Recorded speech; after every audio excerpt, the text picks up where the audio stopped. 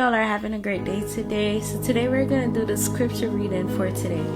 We're actually going to do 4 verses, and it's taken from Matthew 16 verse 21 to 21 to 23. And it reads, "From that time forth began Jesus to show unto his disciple how that he must go unto Jerusalem and suffer many things of the elders and chief priests and scribes, and be killed and be raised again the third day.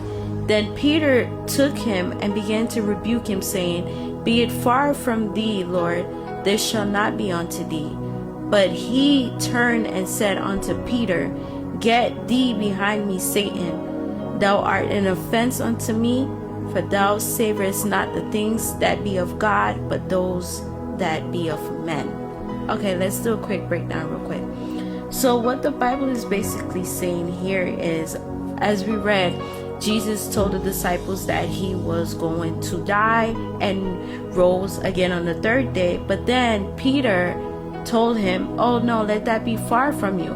So this is where discernment comes in, right? This is where we need discernment, because although Peter was speaking to Jesus, it wasn't Peter that was actually speaking to Jesus, but rather Satan through Peter that spoke to Jesus and tried to encourage Jesus not to do what he came to earth to do. And that is the reason why Jesus did not acknowledge Peter. He did not say, oh, Peter, get behind me. Instead, he said, Get thee behind me, Satan, for you only care about the things that be of men and of the world, and nothing that has to do with God, right? So again, and as I stated earlier, that is why discernment is important, because if we don't have discernment, we would have think, okay, Peter is just talking crazy. But Jesus knew the root cause of what was going on. He knew that Peter wasn't the one that was speaking to him, but he knew that it was Satan that was speaking to him through Peter.